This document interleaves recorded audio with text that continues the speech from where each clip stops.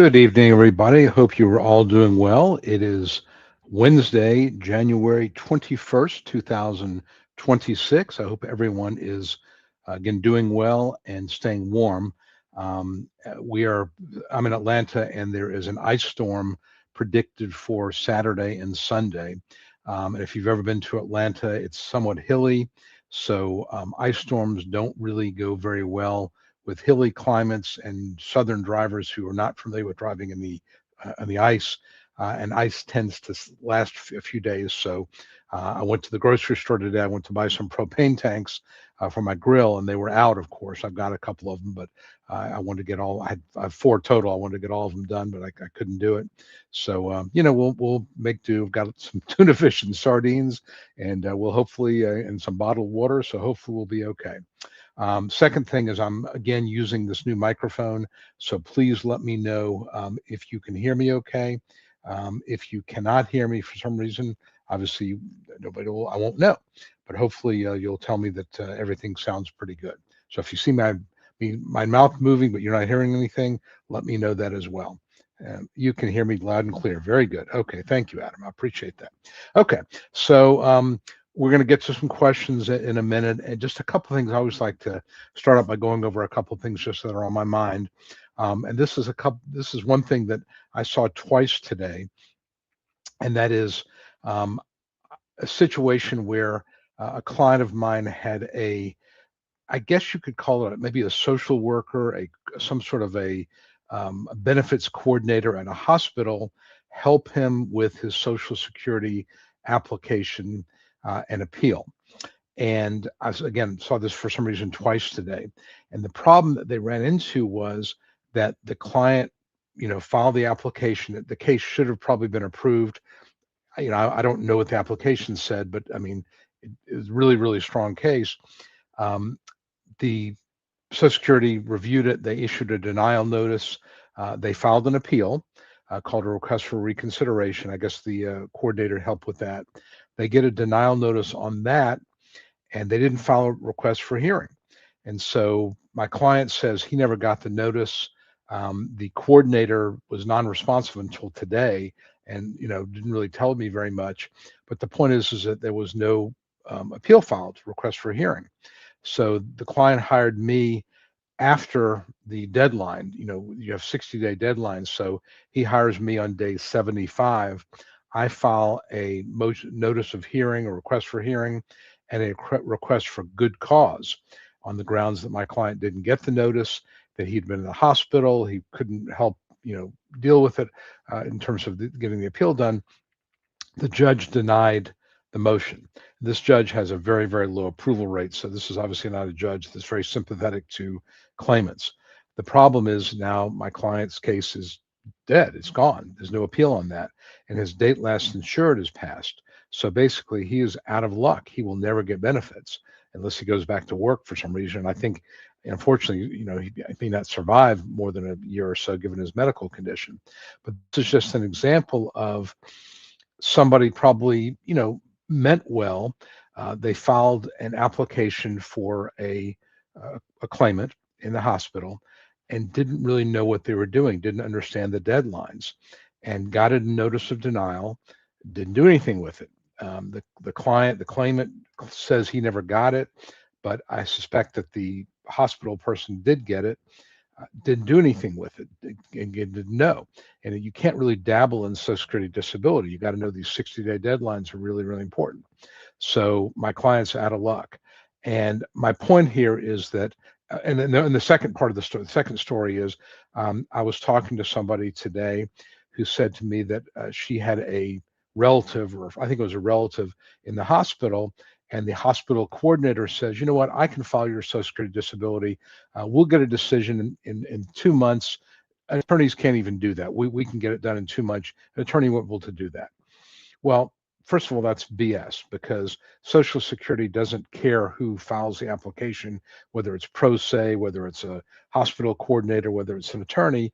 It's going to take, certainly in the Georgia offices, it's going to take 7, 8, 9 months. It's just how long it's taking. To tell somebody you're going to get a decision in 70 days or 60 days is just wrong. or that we have the hospital has some sort of special connection. They don't. And so, again, I don't know how this case is going to turn out. I don't know anything about the case at all, but there's just misinformation being given by this hospital coordinator, different hospital than the first story I told you.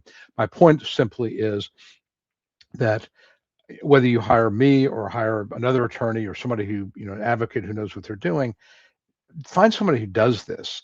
Don't find somebody who dabbles in it. I think I can make this work, because you just can't. I mean, it's the deadlines are too short. You got to know what you're doing, and you can really screw somebody up, or you can have your case really screwed up if an advocate, or if a coordinator or somebody who does this kind of part-time on the side decides they want to help you and maybe have the best intentions, but these are two situations. One of them was a disaster. My client's totally out of luck. And the other one, I don't know what's going to happen with it, but anybody who's going to tell you they have a special in can get you approved in 70 days. I can tell you that that's a bad sign. That's like, somebody, you go to buy a lottery ticket, somebody says, I can guarantee you a win. No, they can't. And, you've heard the old expression of it sounds too good to be true. It probably is. That's what you got going on here. So anyway, just something I want to get off my chest, because I saw it happen literally twice today. People that dabble in Social Security saying things or doing things that I think could create a lot of problems. So just buyer beware, be aware of that. And again, if you choose to hire an attorney, you choose to hire me, you go with somebody else, that's fine. Just make sure it's somebody who knows what they're doing and doesn't, give you a lot of empty promises. So enough said about that, but I just thought I would mention that. Okay. Let's go to our comments. Hakasad, who I hope I'm pronouncing that correctly. Hakasad 399 says, good evening to you. He or she, I don't know, says, I'm at Recon Appeal. So he's filed reconsideration. I sent a form 3373, which is a disability report. Can I add additional details relative to the previous version? Yes, you can always amend. In fact, if you fill out a disability form, a adult disability report, a pain questionnaire, whatever you fill out, and you realize you left something off, you can always submit another one. And you can get these forms. In fact, I recommend it. Go online, type in SSA 3373 or 3368, where the form is, and you can fill it out actually on your computer, and then save it, and then you can either fax it in or mail it in, or if you get, and you want to get a barcode if you're going to do it on your own, which is a way to get associated with your file, or certainly make sure the case number is on there. But you could submit multiple versions of it, and you can always supplement it as well. And in fact, if there's not enough room on the form, you can add a notation, as extra piece of paper saying additional information. The more information you have that's relevant, the better. And judges will review it. I had a hearing today with a judge who was actually, I had two hearings today. Again, I'm not a big fan of war stories, but I'll tell you, I had two hearings today. I think both of them are going to get approved. The first hearing I thought was going to be really pretty easy. Client was over 60. There's no past relevant work, meaning that this person had not worked enough to be to count for Social Security purposes. In other words, her earnings were below SGA in the 5 years preceding the hearing. She was still insured, but below SGA. So for Social Security purposes, there's no past relevant work. The judge was like asking the vocational witness about past work. And I'm thinking to myself, why are you doing this? The state agency had limited my client to sedentary work. She's had multiple surgeries, orthopedic problems. I mean, a small woman in her 60s, small meaning physically small, 5'2" and 120 pounds, something like that, and significant problems, surgeries, all kind of issues, needs more surgery. And of course, at sedentary or light with no past relevant work, she meets the grid. And I put that in my pre-hearing brief. The judge is asking the vocational witness a hypothetical, assume this person can do medium work. Well, medium work is standing 6 hours and lifting 50 pounds an occasion. Well, the state agency found she was limited to sedentary work. Now the judge is coming up with medium work. I mean, there's no way this person could do medium work. I would go so far as to say most of us would have a trouble with medium work. Lifting 50 pounds, a third of the day, that's a lot of weight. So, again, I think at the end of the day, the judge is going to approve it. If he doesn't, I have many grounds for appeal. And in fact, at one point, I asked I had the chance to cross-examine the vocational witness. I said, Mr. Vocational Witness, is this particular job, given the earnings, does this count as past relevant work under the regulations? And the judge interrupts, well, that's for decision for me to make. I'm like, well, okay, but it's sort of, the numbers don't lie, but I don't like to, argue with a judge. But it was just really weird because this is a case that clearly should have been approved early. I think it will be approved. I think the judge will approve it, but just went through this whole rigmarole for no reason whatsoever. The second hearing was with a judge with a much lower percentage of approval. Very, very nice. My client was very personable. He was respectful. He did something that not a lot of claimants do, and I thought this was really smart on his part. The judge introduced herself. He says, "Good afternoon, Judge Smith." I mean, that's not her name. He addressed her by name. The vocational witness, he addressed the vocational. "Good afternoon, Ms. Dr. So and so." Nobody does that, and that's just as an aside. When you have a hearing, and the judge's name because we'll know it ahead of time. When the judge introduces him herself or herself, say, good morning, Judge Smith, or good afternoon, Judge Jones. People, if you ever read Dale Carnegie's How to Win Friends and Influence People, people like when you use their name. So it's not going to make a difference whether you win or lose, but I think this judge was very, very pleasant and friendly to the claimant. He answered questions very, very thoughtfully. He discussed it in terms of distance and time. He didn't say not very much or not very far. He made it very clear he hated the idea of pursuing disability. He wanted to work, and he referenced his hard work and his work ethic and so forth. And you could tell the judge liked him. He was a very likable guy, and he's a really nice guy, as a matter of fact. But he was very likable in the hearing. You could tell the judge liked him. And yes, the medical was strong. It's going to get approved, and she announced it on the record. She's going to approve it, which was really kind of nice. But this gentleman really took my pre-hearing call, my suggestions to heart. I'd sent him a list of the questions he's likely to get. He was ready, and he was very polite, very personable, and couldn't have gone any better. So my point here is that even little things like just addressing the judge by name can really be important. So, but getting back to Hakasad's question here, one of the things the judge did was she referenced the forms and what he said on the forms. So she read those forms, and I'll tell you, when I do my pre-hearing briefs, I look at the form, the form where the claimant talks about how much he or she had to lift at work or standing, things like that, because sometimes they may have a job that was, let's say, inventory control, which might be considered a light job under the Dictionary of Occupational Titles, but the way it was done was lifting 75 pounds. It may have been performed at heavy or very heavy, and that's relevant in a vocational inquiry. So, the judges look at those forms, so it's important to fill them out accurately. And getting to Hakasad's question here, if you filled it out and you realize and you should always keep a copy, by the way, and you look back at it and you see you put not very much, I can't lift very much, I can't walk very far, and you want to correct that, you want to add something to it. You forgot to talk about your shoulder pain, that you can't lift, over shoulder level. You can submit a new form, add to the form. I wouldn't submit 5 forms under the same form, but you can certainly supplement it. There's nothing that says you can't. And this is your hearing. You've done nothing wrong. This is your hearing. You want the judge to have as much information as possible, and you absolutely want it to get all the information in. Other thing this judge did, which I don't see that much anymore, but this judge did it. She said to my client, "Tell in your own words what the reasons are that you're not able to work." And I think that I call that an elevator speech, and I think that it's important to be prepared for that question and you can write it out and have it in front of you where you describe the various parts of your body that are impaired and associate it with limitations in sitting, standing, and walking. So again, this client did a really good job at his hearing. He was ready for all that. We had a nice pre-hearing call, and he really listened to me. And it was all him. He did it, and I think that it made a difference. And like I said, the judge asked one question to the vocational witness, which was, I think skewed in our favor. Vocational witness says no jobs. Judge says, well, I had another question, but you've answered my question. I'm going to go ahead and approve. So I think that, filling out these forms and really thinking about what you say, being specific and accurate, really good thing to do. Okay. Kevin Johnson says, what are the grid rules rewards if you win SSDI and SSI at the same time? Will it speed up Medicare? No.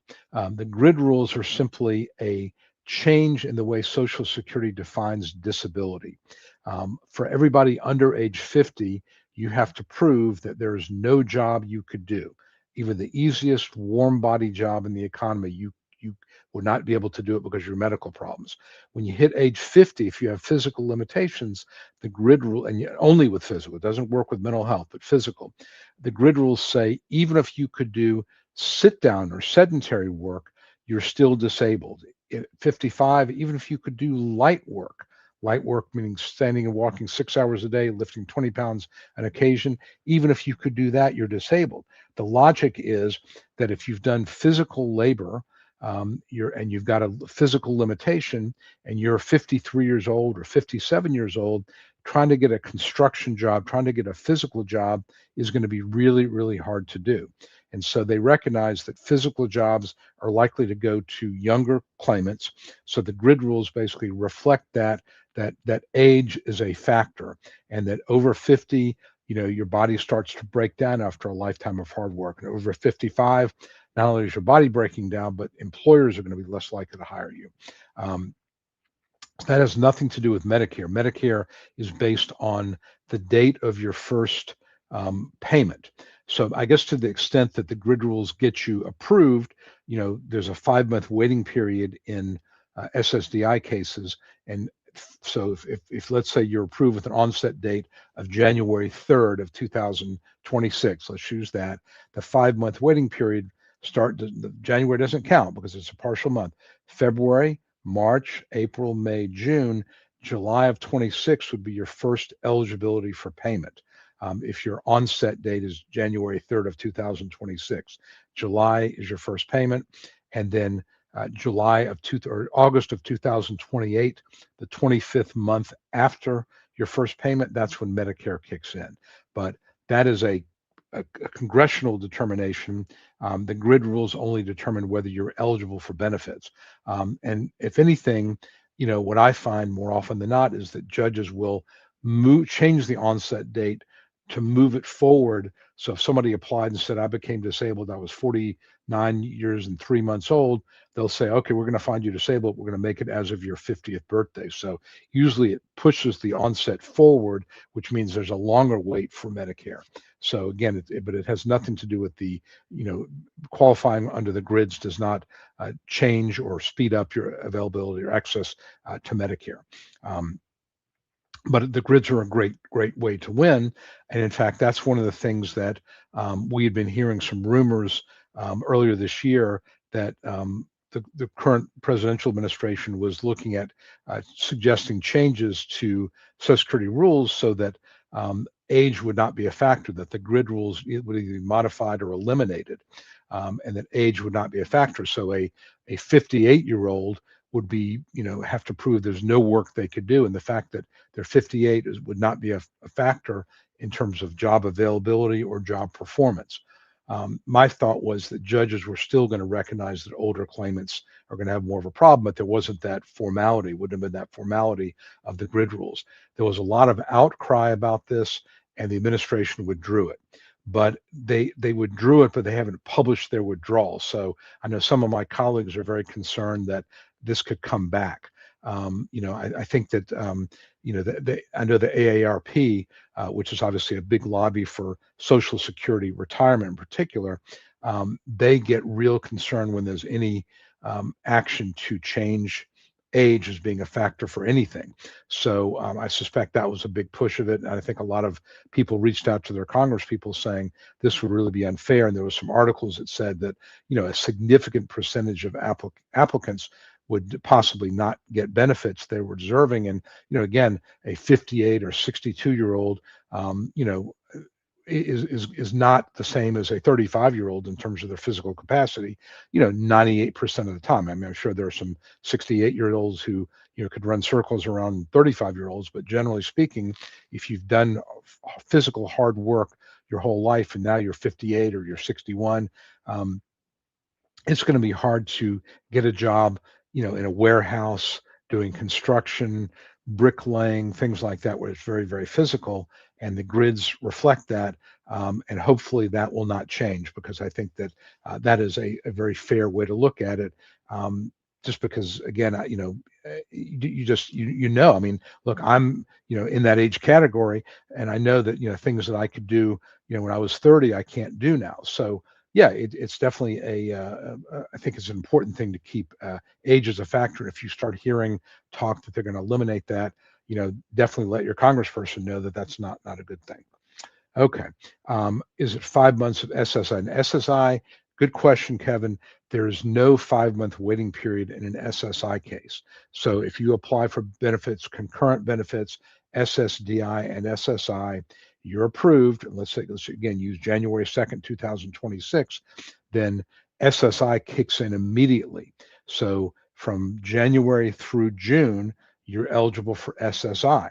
And then assuming that you meet the non-medical qualifications of very low household income and very limited assets.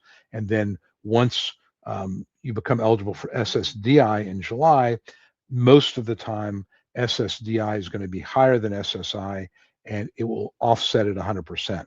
So there are cases where somebody gets a check for 5 or 6 months representing SSI because there's no 5-month waiting period, and then once the SSDI kicks in, the SSI is canceled, and they start getting their SSDI payment. In theory as well, SSI, you become eligible for Medicaid, not Medicare, Medicaid, which is a state-funded program, as soon as you become eligible for SSI.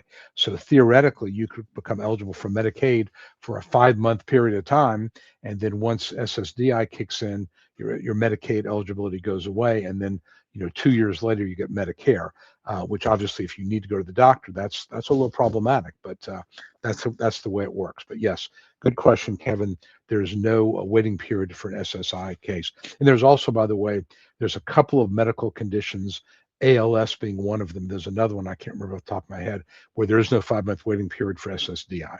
But everything else other than ALS and one other condition, there is. Okay. All right, Tom. And Tom, we've got a hearing coming up next week. And I did my brief. I got it done early, sent it to him. We've already been filed, and he wants to know when our pre-hearing call is. And I'd responded to him earlier that we'll do it. I've got a hearing tomorrow, and either tomorrow or Friday we'll get on the phone and we'll kind of go through what's going to happen. So, Tom, do not worry. I will definitely, as you know, I've got the brief done. I think it came out pretty well, and we will definitely talk next couple of days to go over what's going to happen. I don't like to, a lot of times I like to do my pre-hearing calls within a few days of the hearing, just so everything's a little bit fresh. But like I said, I'm happy to call you tomorrow as soon as we do that. As soon as I get a couple minutes available. Okay. Let's see here. I received the status update. Okay, my recon appeal from your experiences portend a specific decision. And I guess the status update said on January 21, 2026, a representative in a field office started a final review to make sure you still meet the non-medical requirements for disability benefits. All right, so what Hakasad is talking about is that in an SSDI case, a disability case, Title II disability, you obviously have to prove that you are disabled medically, that you have a medical condition or conditions that prevent you from engaging in substantial gainful activity. And in fact, step 1 of the 5-step sequential evaluation process asks, are you working? So a non-medical requirement would be Social Security has to confirm that you have not started working again. That's what they're talking about. So, up and till 2025, you've got tax records that show 24, and then the tax returns that are due April 15th of 26 would give us information about 25. So right now, Social Security does not know if you started working at the beginning of 2025. There's no, there may be some quarterly reports. I shouldn't say there may be some reports, but they have to satisfy themselves that there's no over SGA earnings, substantial gainful activity. It was $1,620 a month gross in 2025. It's $1,690 in 2026. But that's what they're talking about. They want to just make sure there's been no work, because if they, make a decision in your favor and then they find out that you've been working for the last 8 months, that is a problem. You'd be in overpay status, and they try to get the money back, so they're trying to make that decision. Now, this next question I'm sure you're going to ask is, does this mean I won? And my experience has been no. That they do this review simply as part of the process. If you are approved, obviously they've got that done. If you're not approved, now they know up until this point that you have not done work at SGA level, but it does not mean you have been approved. It just means this is another step of the process that they have to make this determination as to whether or not you meet the non-medical requirements. Because if you did go back to work, they would then contact you and say, we think there's some SGA here. They send you a form, substantial gainful activity, tell us. Or if you tell them that you have been working, they may say, okay, you want to go for a closed period if you're eligible, or we're going to cancel your claim. So this is for them to be able to know, are you still eligible for disability benefits? Again, not saying you're going to get approved or not approved, but this is just part of the process that they go through. And I understand if you say to me, why do they do this? It seems to be leading people on. It looks like I've been approved. Now I'm not going to get approved. Why do they even care if they're not going to approve me? And, the reason for that is that if it turns out that somebody had gone back to work and is not eligible, then Social Security is paying the state agency to do work for no reason. So they want to eliminate as many non-viable claims as they possibly can. And this is one way they can do it. So that's what I can tell you. But yes, I agree. It's a little bit sneaky pool to, to mislead you, or to kind of lead you on thinking, well, they've non-medical review, they must mean I'm approved. Unfortunately, it just doesn't work that way. Okay. Fan Cave Collectibles. My question this week is, after an ALJ gets a decision back from the writer, is there a way to know when it's going to be mailed? I got an email from my senator's office on Friday. No, unfortunately, there isn't. It goes back, and what we're talking about here is when the judge hears your case, he or she will make notes electronically on the file. They send it off to a decision writer, and a decision writer is somebody who is typically a young lawyer, or could be a staff attorney, who will review the judge's notes, listen to the hearing, look at the evidence, and based on a template, draft up a decision. In fact, Spencer Bishens, who was a guest last year, and I think is going to be on next week. We're talking, but I think Spencer's going to be back on next week. He was a great guest, very enthusiastic and full of knowledge. He wrote a book about Social Security and how to improve your chances of approval. So he's got some great tips, and I encourage you to tune in next week when Spencer's here. But Spencer did some decision writing himself, and so the way he described it was, the judge would make notes, what his decision was, or her decision, and send it off to the writer. And Spencer said some judges, if you looked at the evidence and the decision writer, felt comfortable and disagreed with the judge, would call up the judge or email the judge and say, let's take another look at this. And he said there were some judges who would be open to changing their opinion to approve a case they were eventually going to deny, because other judges wouldn't even think about it. They just were going to, if they denied it, they were denied it. That was it. But the point is that it comes back to the judge. The judge reviews it, makes sure that it's consistent. If there's any obvious legal errors, the judge will get those fixed. And again, whether they can do it locally or whether they have to send it back to the decision writer, I don't know. Maybe Spencer can tell us next week. But as far as when it's mailed, it's in the judge's inbox, and when the judge, gets around to it, it'll be processed. Now, I will tell you, that right now they are behind. In fact, one of my hearings today, the judge said to the claimant, my office is way, way behind. And I'm looking here at I use there's a dashboard of my cases here. And I tried, I think, 12 or 13 hearings in December, and maybe the same in November, maybe more. And I got in January so far, I've gotten two decisions, two written decisions. Compare that to the same time in December, I had six or seven. So that tells me they're just way behind. And that means that the decision writers are behind, the judges are behind. This judge said, my office is really, really slow. The judge was in Tennessee, and she said, my office is just really slow. It may be that there's a personnel issue. One of the things that, you've read is that Social Security gave buyouts to a lot of senior people. Their total staff count is the lowest it has been in 20, 25 years. The new commissioner, or maybe it's not so new now, Bisignano, is trying to use AI and a bunch of tools to eliminate human beings in the process.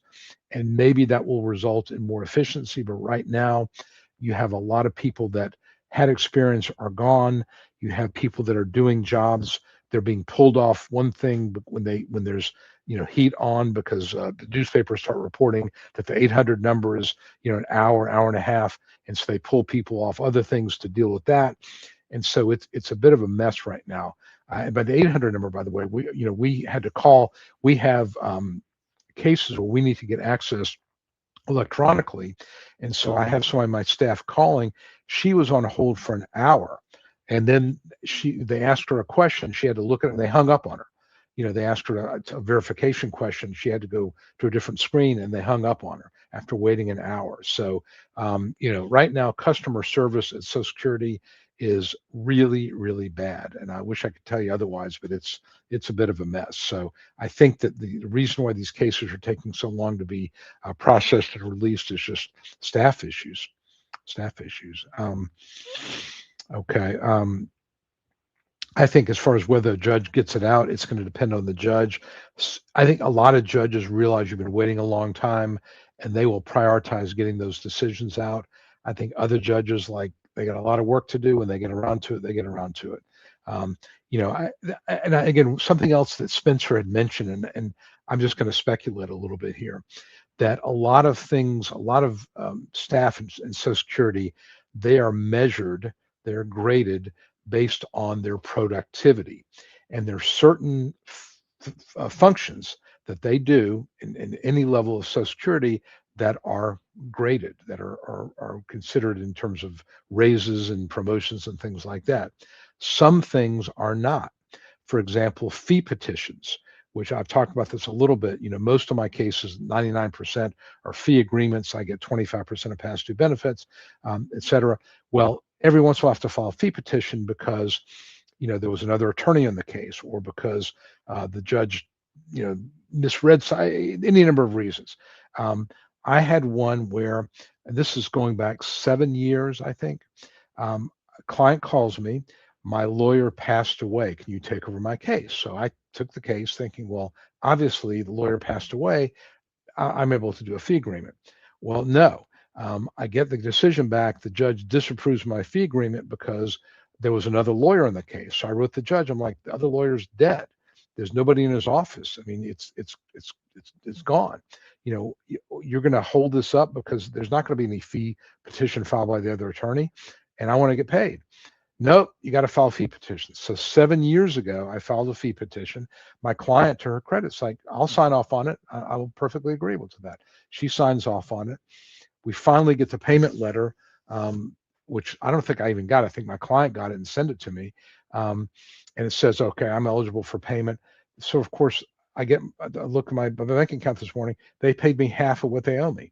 So, I mean, fee petitions are, and so my point here is that Spencer told me the last time we had him on, was that fee petition processing is not something that is measured for purposes of promotions or salaries.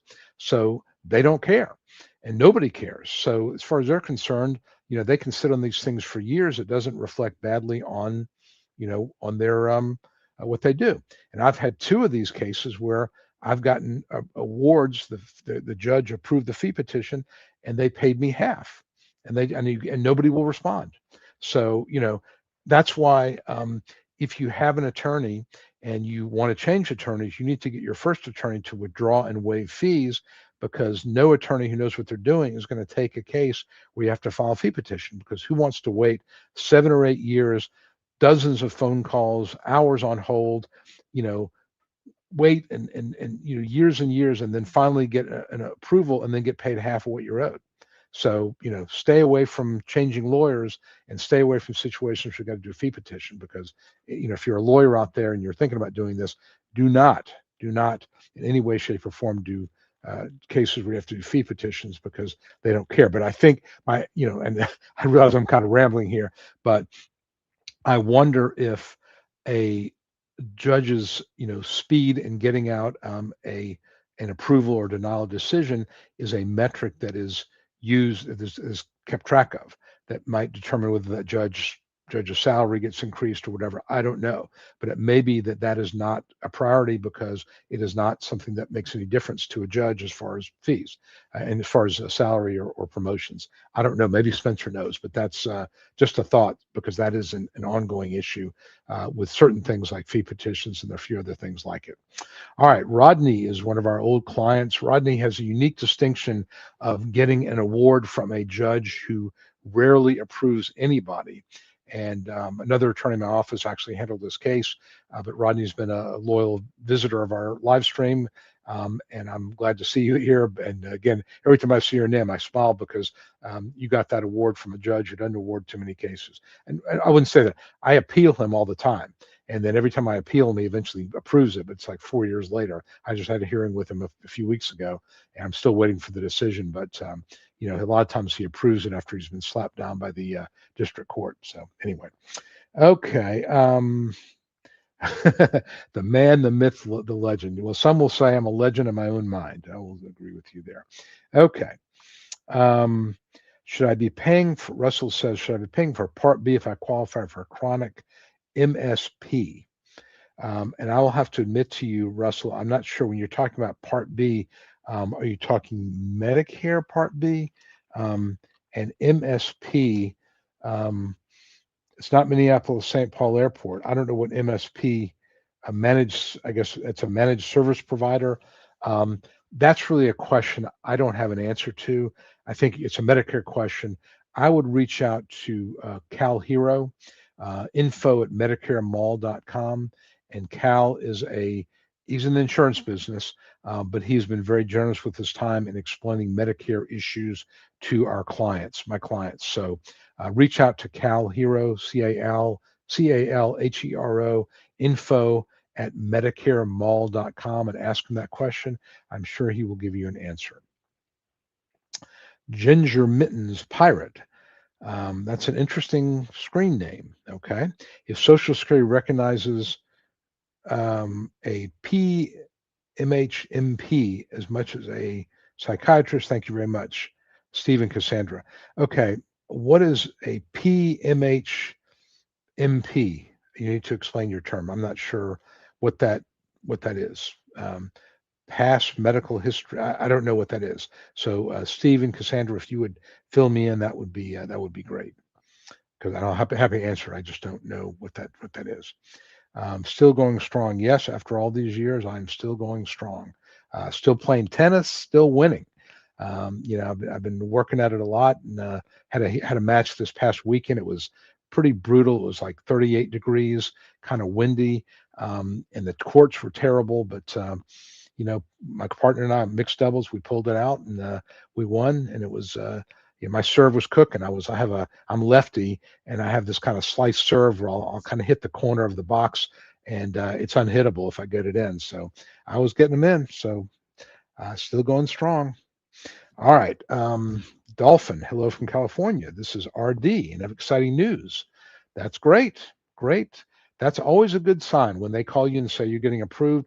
I still like to see it in black and white. I want to see it written, but that's always a good sign when they call you and say you got approved. That's great. Congratulations. Had my hearing, meow, meow. Last week, the judge asked if you change your onset date. You said yes, which often is a good decision. Second question, the VE with no jobs, you met a listing. Yeah, you won. That's good. That's good. That's great. Yes, sometimes changing the onset date, especially if it's to 50 or 55 or it's the date of a surgery, can really make a big difference. And if I see that coming, I try to talk to my clients about it because I'd rather take a win and give up a few months than not. Now, there are some cases, like I'm looking at a couple of them right now, where we got shortchanged by 3 or 4 years, 20, 30, $50,000. Got to look at it, maybe want to appeal that, especially if it's done administratively. But if it's a $10,000 or less, probably tell you just to take it because it's hard enough to win. And if you appeal, by the way, and it goes back for another hearing, it's an all issues hearing. So you may get a different judge who could deny you. So it's dangerous to appeal a partially favorable unless the money is so significant that you really should absolutely do it. Fan Cave says my hearing was December 17th. So it was about a month ago, remanded twice by the federal district court and the appeals council. The judge asked the vocational witness about absences and off task, no specific hypotheticals. That Emmy was the medical expert, complete clown. The judge challenged him and asked me to respond to comments. Yeah, and so what we got going on here is the judge's questions were only about absences and off task. So that's usually a pretty good sign because if basically the threshold issue is if you're off task more than 10 or 15% of the day, if you're missing 2 or more days of work per month, then those are pretty good signs you're going to win. And so if the judge didn't ask anything else, it's going to come down to that. And if that's all they're asking, I would take the position that if they didn't get denied, I would say the judge didn't ask about all these other things. And so, I think that would be possibly grounds for appeal because there are other medical issues that are serious that needed to be included in that hypothetical. Although being absent, 2 or more times of a day or two more days per month, or being off task 15% of the time is sort of a threshold that no employer is going to tolerate that. But there are other minor things that could possibly be included. And so I would argue, for example, that a person who is likely to miss 1 day per month, but has a lot of other limitations, that might push you over the edge. So again, all in all, it looks like pretty positive. And the ME, the medical expert, that is, what I'm seeing now more and more is medical experts are, from these services, and some of them, clown's kind of a tough word, but some of them, don't put a lot of effort into reviewing the file. And judges, they don't like that because it's a waste of their time. And it's also a waste of the agency's money. So I've seen judges get kind of aggressive with MEs who are not prepared. So yeah. So again, all in all sounds like you've got a pretty good thing going here. So hopefully you'll get approved. Okay. Amazing Grace Ranch. My SSDI is being reviewed for renewal. It's not for renewal. It's being reviewed for possible termination. Big difference there. I have the total disability that was 5 to 7 years. My question is, if they renew it, will be the next time period. I'm 50 years old. So again, it's not about being renewed. They're looking at it to say, do you remain disabled? And should we cut you off? So if they decide you remain disabled because your medical condition is not significantly improved, things stay as they are. You keep getting benefits. If they decide to cut you off, that's called a notice of termination. You would have to appeal that. So they're not renewing it to, just to renew it. They're looking to see whether they can cut you off. And normally a 5 to 7 year review or case that was designed for a 5 to 7 year review, medical improvement's not very likely. So, the odds are you're not going to be moved for termination. Your benefits will not be cut off, and you'll be back on another 5 to 7 year calendar. And sometimes when you're over 50, they may not ever review you again because you're getting to that point where you're getting close to retirement age and you're not a priority for them because they would rather focus on people in their 30s and cut them off. But just be aware what they're doing here is they're looking at it to see whether you are remain disabled. And to this same realm, EJ says, if CDR is a CDR easier than initial approval, um, yeah, of course it depends, but generally speaking, you've been deemed disabled, and a CDR is they're looking to say has something improved. So I think that you've already been found disabled. So unless Social Security can show something is significantly improved, you're better off, you're likely to, remain on benefits. And I don't have the statistics for you, but I suspect that the percentage of people terminated is smaller than the ones that are, that in terms of getting an approval, only about a third of the cases at initial are approved. And I think CDR is probably, 75%, 80% are not terminated. So again, it's a lot easier to stay on benefits than to get them in the first place, if that's what you're asking.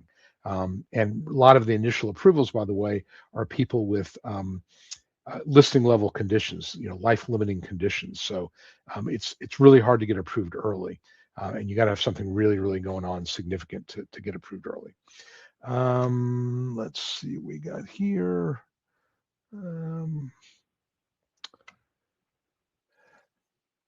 Kiki 8911. How long does it take for the SSI to make a decision? In Georgia, I applied for my son in April 24, still pending, seen 2 of their doctors. I find in Georgia, 8 to 12 months is not that unusual. It shouldn't be that long, but it is. So, it's just one of those things. It does take a while. In Georgia, it just happens to be one of the states that's, a little slower, unfortunately. And SSI, it's a child case, I suspect. So they're going to have to review it, have to have, medical experts knowledgeable about child SSI claims to make that work. I'm going to see if I can make my exposure a little better here. Let's see here. It looks a little bright to me. Let's see if that got any better. Maybe a little bit better. Okay. I'm just messing. I got this new camera, and I'm just messing around with the exposure. So let's see if that makes it a little bright. Because I have a video light sitting next to me, pointing at the ceiling, but it seems like it's a little bright. Okay, housekeeping. But I just thought I'd let you know what I'm doing. TON or Tone 2034. Tone is a reconsideration. DDS sent a letter saying, received on the 16th, saying, call by the 19th to risk losing your case. Left 6 or 7 messages with no answer. Can they dismiss the case since you've called? Great question. They're not going to dismiss your case, but I think that, this is a lot of stress they're putting on you. They say, call us. You've left messages. What I would do is I would go to ssa.gov/locator, ssa.gov/locator. Put your zip code in, and this is a way to find the fax number. Get the fax number for the office that's handling your case. Look on the notice that you've got, and you'll see a case number, 868 digits. And I would write a letter, dear, typically they'll have the person's, it'll be like, Jane C is the adjudicator, and maybe even a fax number on Jane's signature block. I would fax a letter to the adjudicator saying, I got your letter of the 16th. I've made 5 or 6 attempts to call. I've not been able to get through. Here's my number. Here's where I'm available. I'll continue to try, but please call me. Get that, put that in the record, because if for some reason they try to cut you off, or they try to say you didn't call them back, you can point to a written document that is in the medical or in the record exhibit file that you did try to call, that you wrote a letter saying, I've been trying to call me back, just to protect yourself, because again, they're understaffed. Things like this, it's easy to let's just dismiss the case because the person didn't call us back. I don't think most adjudicators are going to do that, but maybe that person never got the message. Maybe their voicemail didn't get heard. You never know. Put it in writing. Cover your behind. Put it in writing. That's what I would absolutely do. In fact, we do a lot of that when we're getting, when you have a client at initial and recon, which a lot of our cases are cases we filed the application or got involved pretty early. we will notify the adjudicator, we have new medical records for you. Here's the name of the provider. Here are the dates of service. Please get them. And we do that in writing. We will send a fax. And Social Security still uses faxes. I know it's kind of an old technology. We'll send a fax to the adjudicator and say, here's what you got to do. And that becomes part of the record. And you see it down the line when I'm looking at the file. Received a fax from claimant's attorney advising us of new medical providers. So because trying to call, you could be like, my staff person, you could be on hold for an hour. Do it in writing. And again, if there's a problem down the road, it's in writing. It's part of the file. If you have to go to your senator or congressperson to get some help, you can say, all this is in the file. I've done this. It's all in writing, and you have documentation. Document. In law school, I remember in contracts class, my professor said, a verbal contract is worth the paper it's written on. And what he meant by that is that, anything done verbally, or you talked on the phone with somebody, that doesn't count. It's got to be in writing. In fact, there's a whole area of law called the statute of frauds, which kind of talks about that. I mean, a verbal contract is enforceable, but it's also easily defended against, because how do you prove what was said? Again, if you have it in writing, you back it up. It's much, much better. But that is, Tone, that is really frustrating, because you do what you're supposed to do and they don't acknowledge you, and then they threaten they're going to cut you off. You got no time to respond to it, and yet you did. And now you're left wondering, am I going to be cut off? So put something in writing to say, I contacted you 7 times before the 19th. I've contacted you 6 times after that. I will continue to contact you. Here's my number. Here's the date to call me, because you definitely want to cover your behind on that. Black 305 says they want us in the future to use wearable medical devices to get them to kick you off disability. Yeah, maybe. I mean, that's probably a long way off, but yeah, they're going to use AI. I mean, look, I'm using AI. With that, really helps a lot to really get my cases prepared for hearing. And by the way, if you're going to use a tool like ChatGPT, don't use the free tools, because the free tools, by definition, they're going to train on your data. And I don't think that anybody really cares about, somebody's MRI report, but you don't want to put your information out there. I use the Google product. It's called Notebook LM, which is what they call a RAG, or it's closed, meaning the only thing that it's consider is what you give it. There's another program I use to kind of analyze medical reports. It's a HIPAA compliant type of program. So I'm very, very careful about my clients' privacy, and so I use AI to kind of get me started on things. But I will tell you, and trust me, because I've seen this happen many times, AI will make mistakes. They call them hallucinations. I was looking at an AI, and this is from Notebook LM, which is usually pretty good about this. It referenced a document. It said the claimant's neurologist said that he has a permanent impairment, and because of migraine headaches, and is not able to work. I looked at the document. What the document said was he has a permanent impairment. Migraine headaches prevents him from being on jury duty. Totally different thing. Now, again, if you can't be on jury duty because you have migraine headaches, that's going to suggest that you'd have a hard time at work.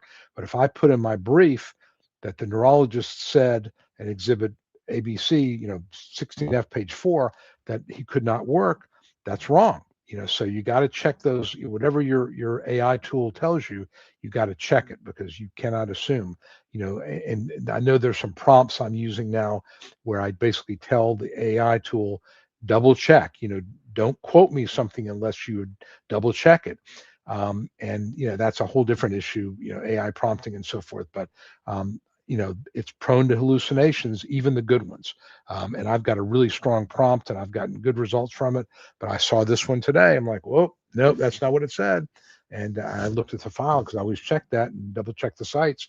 And it'll I've had it give me wrong page numbers. There'll be a record that is, they break the records down using exhibit numbers. So the F section F is in Frank, F section of your file is a medical report. So let's say Exhibit 3F might be the report from Dr. Smith, and 4F might be from the VA, and 7F might be a consultative. Well, in this particular case, Exhibit 8F was 350 pages. So in my AI tool, it gave me a reference to Exhibit AF, page 403. Well, there ain't 403 pages in that. So again, a mistake. Now the reference was correct in terms of what it said, but it gave me the wrong page number. So they're just, things you got to just really, really watch out for if you use AI. But, I don't think we're at the point where they're going to be tracking you with medical devices. We could get there. But I do think that Social Security will use AI tools in the future to make determinations as to eligibility. In fact, not just Spencer, but we had an adjudicator on who used to work for Social Security. She's moved on. I think she called herself Linda in our when I had her on the live stream, and she said there is an AI tool. It is not very good, but it's they're trying to use it, and Bizignano is going to be very much at the technology. So don't be surprised if 2 years from now, the decisions or the evaluations are being done by AI as opposed to adjudicators and medical specialists. That's my guess, but we'll see. Okay, so I think RD told us about that already. Okay. Hubby's account, ask him to upload to verify accounts. I'll get mine did not do this. Could this mean anything? No, I mean, I think that, one of the things Social Security is very concerned about is identity fraud. And so when you're logging into your account for the first time, they may ask you for proof of identity, and it may be the driver's license. And there's a number of services out there that do this now, because I've had a couple of times when I'm trying to get authorized for something, I will have to upload a picture of my driver's license. And so that may be what's going on. I think that has nothing to do with your case, though, would be my guess. Okay. Okay, this is one of my clients. Good to see you. And mini donkeys and the Dude Ranch. This is a person who I guess has, I believe it's doodles on the ranch that they raise, and now they've got mini donkeys. Okay, I don't know if I've ever seen a mini donkey. I'm sure you'll send me a picture of one, but that's kind of cool. That's kind of cool. Okay. Okay, this is going back to my comment about a coordinator in a hospital giving advice about Social Security. Realize Social Security is one of these rare areas where you don't have to be a lawyer to do it. I mean, you could go down the street and find somebody off the street, and they could represent you in a disability case, and Social Security would pay them if they were successful, if they had a fee contract. And there are a number of what they call non-attorney reps out there who are not lawyers who do this, and some of them are quite good. In fact, I had one of the former non-attorney rep who's now a psychiatrist. She was a guest last year, and she went to medical school, but before that, she was a very, very capable non-attorney rep. So there's some very good ones. There are some that are not so good, and there are some lawyers that are not so good. I think that the biggest issue, I think, is called an EDNA certification. And I know that NADR is an organization with a lot of non-attorney reps, and they do a pretty good job of training. I think, again, the risk you take is, whoever, I just say it this way, if you decide to get a representative, whether it's a lawyer or a non-lawyer attorney rep, or, somebody off the street, you got to ask questions. Do they know what they're doing? Have they done this before? Are they dabbling in this, like this person at the hospital? So you really have to be very, very careful when you trust your case to somebody as a representative, because if they don't know what they're doing, it's a real problem. And I've met lawyers. In fact, I've gotten calls. I mean, obviously I've got a pretty high profile with the YouTube channel. I get calls several times a year, and also I teach continuing education programs on disability, but I get calls several times a year from lawyers who got themselves in a pickle, where they took on a case thinking, oh, it's just disability, and they got a big problem because they went to a hearing and the judge read the Riot Act, they weren't ready, whatever the case may be. Um, it was a real, and so I try to bail them out, help them to figure out what to do. And I typically will do that. Or somebody is thinking about taking a case, to help a friend or a relative, and they want to know, what they should do. And I'm always willing to help somebody who sincerely, is trying to do something for the benefit of a friend, as a professional courtesy. But yeah, there are people out there who are filing applications, filing appeals, who don't know what they're doing, and you have to ask questions. So whether you choose an attorney or you have a coordinator, you got to ask those questions. This is not, sorry, my phone's beeping. There's um, texting going on. Okay. Thank you for my weekly chats. I'm glad that they helped, and thank you very much. Cynthia, one of my clients, thank you. Congratulations to RD. That's great. That is. Thank you, everyone. Don't give up. Absolutely do not give up. You gotta keep fighting it. Okay. Tracy Fuller. Workers' comp question. Was wondering how a workers' compensation settlement affects future SSDI. Presently going through workers' comp case, hoping to have it settled in April or May. Once settled, I will retire and contact my office, start SSDI. I talked to Angela in the fall. She feels it's a strong case. Okay.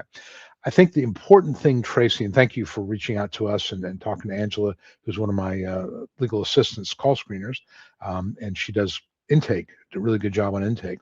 The key thing here is that your settlement needs to contain language called Hartman, Hartman, Hartman language. And what Hartman language does, and most comp settlements nowadays contain it, it basically says that we're going to look at this settlement, $50,000, 100, whatever it is, and we're going to treat it as if this is being paid out over your expected lifespan. So instead of being $50,000, it is, $75 a month for the next 25 years, or however the math works out. And that means that there's no offset.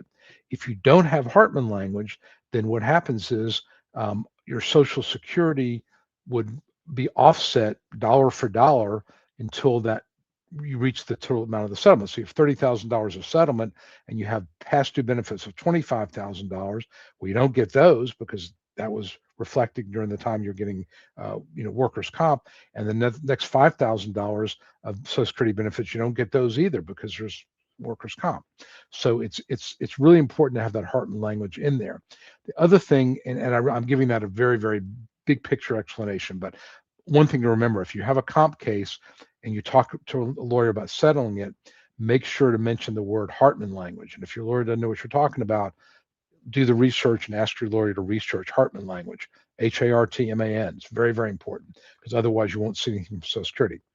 Second thing you got to be concerned about is Social Security and eventually Medicare, because SSDI and Medicare are tied together just like SSI and Medicaid are, but this applies mostly in SSDI cases.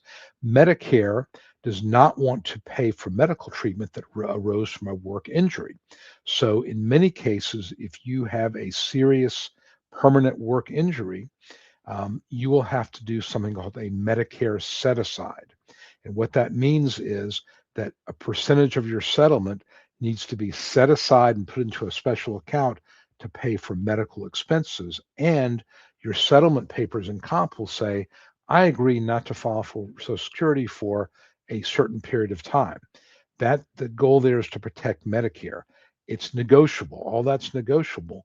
But my point here is that when you are getting ready to settle your comp case, those things need to be taken into account. Your comp lawyer, if they're not familiar with Social Security, you want to bring in a Social Security lawyer to help kind of figure out how your settlement needs to be structured so that you're able to pursue disability, to get disability within the time you're insured for Title II disability benefits, and you don't mess up with the Hartman language so that you get your benefits. So a lot of moving parts. Big picture again, Hartman language, really important. Number two, realize that Social Security and workers' comp do not play well together.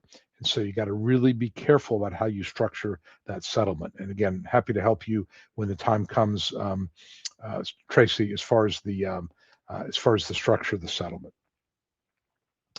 Okay, Fragenstein Corral. I'm sorry, Fragenstein Corral. I don't know. I'm not going to be. I don't know how you would read that. But okay, in today's political climate, is it harder to find disabled than it was last year? And do I have to worry more because of the political climate?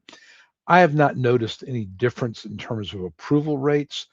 I know that there have been some trial balloons floated by the current administration to make it more difficult because again there's a perception and it's honestly probably more on the right than on the left, but it's both, that there's a lot of fraud in the disability program and that this is easy way to save money in the budget, and it's an entitlement program. They can carve out all the fraud. They can make it a lot more difficult. um, there is that attitude in Congress. There was a period of time toward the end of President Biden's administration where we had a commissioner, Martin O'Malley, who was very pro-claimant. He got a few things done that were, to this day, very helpful, have not been reversed. One of them was they changed the look-back period for past relevant work from 15 years to 5 years. Makes it easier to win. Um, it's just there's a couple of the things that they did that were really beneficial to claimants. Obviously, when President lost, he's out, and the new commissioner, I don't think is hostile, but is certainly not as friendly as O'Malley was. New commissioner is about saving money and getting rid of staff, and I think it's made things go slower. So I have not found it to be substantially more difficult.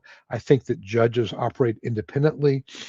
Um, whether the let's call it indifference to hostility of the current administration will filter down to choosing judges, to decision making, it remains to be seen. So far, in my opinion, it has not. But we shall have to keep an eye on that. What in the world? My husband is 100% service connected for PTSD and agoraphobia. He gets TMS daily, magnetic stimulation, weekly ketamine, which is a pretty serious heavy duty medication for depression. Should he apply for SSDI now or wait until he gets fired for taking so many days? Well, you can't really apply, or okay, and I want to read it. Should he apply for SSDI now or wait until he gets fired for taking off so many days for treatment? Realize that the 5-step sequential evaluation process, step one is, are you working and engaged in SGA? So if he's working and making more than $1,690 a month, he can't apply. He's still working. Once he gets to the point where he gets fired or he quits, pardon me, and he's no longer earning anything or he's below SGA, then he can apply.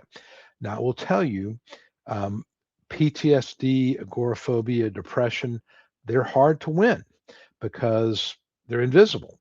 Now, he's getting a type of treatment that suggests something pretty serious. But I would say get your ducks in a row, talk to his psychiatrist, psychologist, and see how much they'll support you. Will they agree that he would not be reliable at a job? He's having trouble now, but tell him what your plans are. Thinking about filing for disability, we've got to prove he can't be reliable at anything. Would you support us with that? Because you're going to need that. And I've won a lot of mental health cases, but they're hard. And some judges seem to feel like, you can't take an MRI of it. It doesn't exist. So just be aware it's going to be a little bit of an uphill battle. But he's not getting mild medical treatment. He's getting heavy duty ketamine, things like that, really, really heavy duty type of stuff. Okay. Larry, one of my clients, we got a favorable. That was one of the two that we've already got a favorable for. So I'm glad we got it. And great, Larry. Thank you. Yes, my pleasure. And thank you very much for tuning in. Good to see you. And I hope things, again, now that you're on benefits, hope that you can focus on getting your health better. Take one thing off the plate. What in the world? Works at home. Okay, so your husband works at home and is taking time off for medical treatment, the ketamine infusions and so forth. So that kind of sounds like an accommodation. And again, when you're painting that picture, when you're sort of telling your story, he's telling the story, I was in an office. I got to the point where I'm working at home and I have to go in. I'm starting to get static from my employer. I finally had to quit or I got fired. And this is where I'm at, is I've got to have these treatments. And there is an argument that you can't do ketamine infusions or the magnetic stimulation after 5 o'clock. It's got to be done. And you would need evidence from the clinic that this is when they're open, and that you need a certain amount of recovery. You can't work around that, because that's a question that comes up a lot. People say, well, I've got to go to the doctor for therapy, physical therapy, an infusion, some sort of procedure once a week, and it's 3 or 4 hours. And Social Security's position has generally been, well, you could do that after lunch break or after hours. Well, I know some of my colleagues have made the argument, no, you can't always do that. You have to be, and if you can provide evidence that the facility they go to and facilities like that are only open from 9 a.m. to 5 p.m., got to be done during the day, and you can make an argument that treatment disruption or days being disrupted by treatment, that would be a vocational problem that would prevent you from being a reliable employee, which I think is true. I mean, anybody who's gone to the doctor knows that doctors aren't going to always see you on time. It's always going to take longer than you want. There's traffic.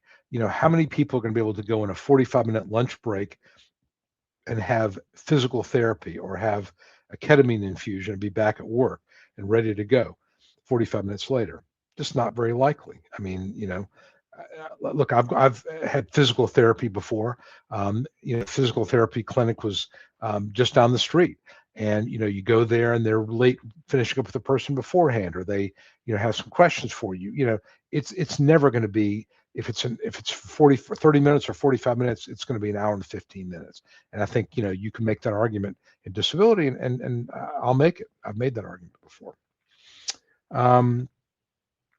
The Social Security form, let me look that up. Let's see what form SSA form 4734. See what that form is. Okay, that's a RFC form, residual functional capacity form. And basically, this is the form that the adjudicators will use to figure out or to make a conclusion about your functional capacity. I would submit that there are better forms than this out there. I think I've given you all this, but there is let me find one, and I'll put it in the comments there. I know that there's let's see here, free sample forms. And let me just put this in here. This is from somebody it was called How to Get On.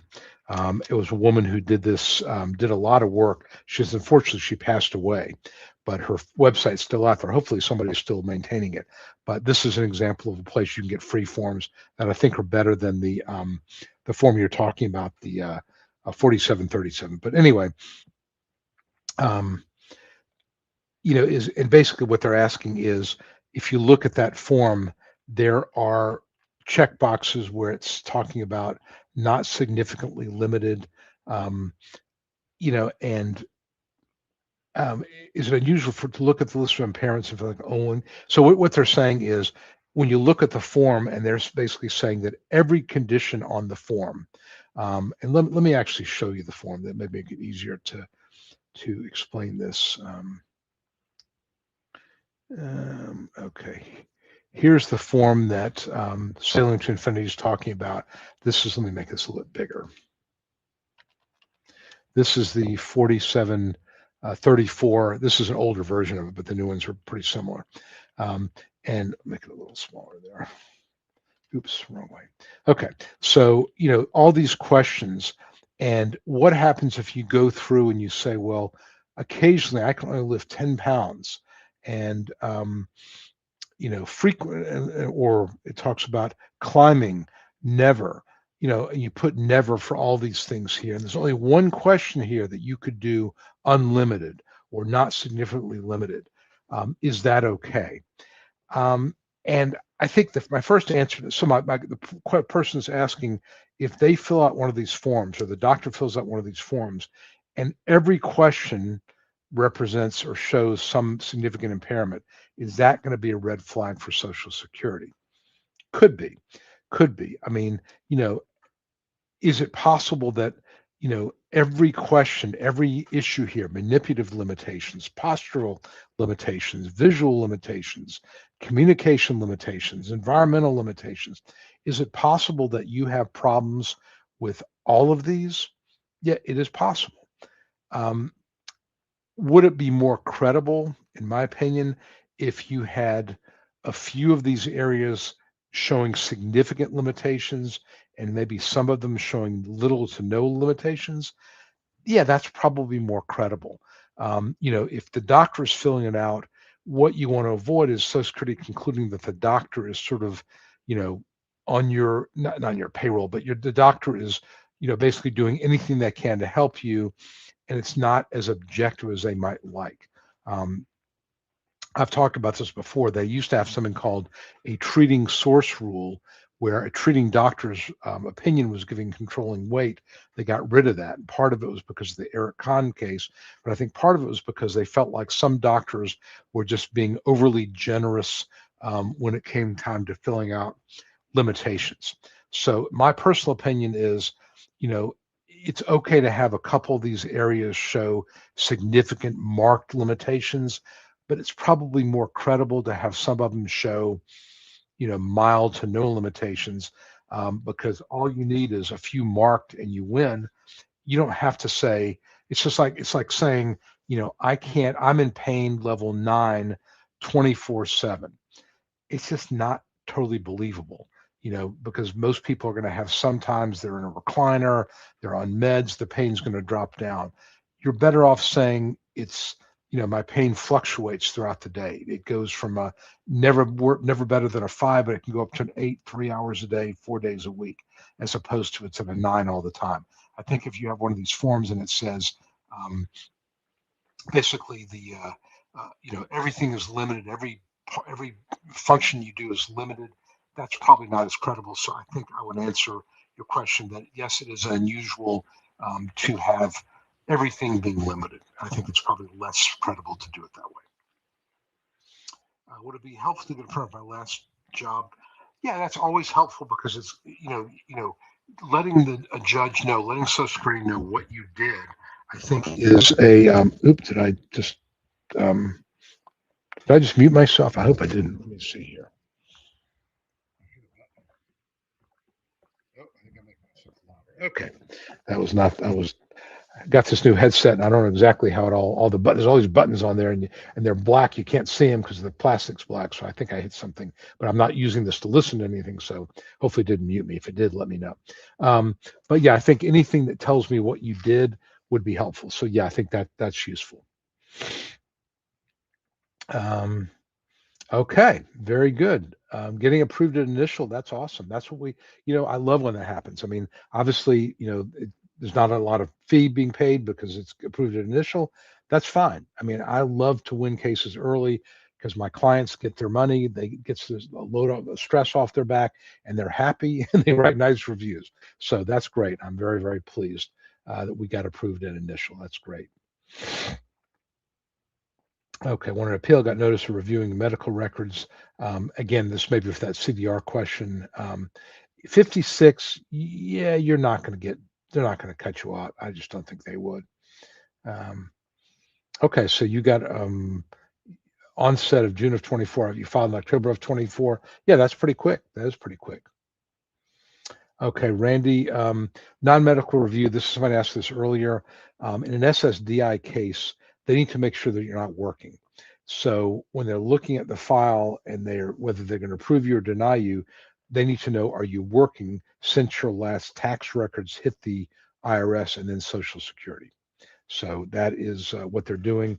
If you're working, then that would be grounds to not process your application or limit it to a closed period, because the Social Security step one of the process is, are you working? But that's the answer to that. Christina, one of my loyal viewers, says hello from California. Hello, Christina. Good to see you here. Sailing. Okay, all the questions for section B, number 8, seem to represent ADHD directly. Be explained as check not impaired if I had enough time and no interruptions. I think that when you're answering, and I'm not exactly sure what form you're talking about, but if they're asking for your performance on as a I hate to use this word normal, but not getting accommodations. So look, if you gave me, I was never a great math student, but I understood some of the concepts. And I struggled in math tests when I would have a lot of questions to do and not a lot of time to do it. If you gave me a test and said you got 45 minutes to do it, not going to do that well. If you said you have unlimited time you can take all day long, I'm going to be able to figure that out. But that's an accommodation.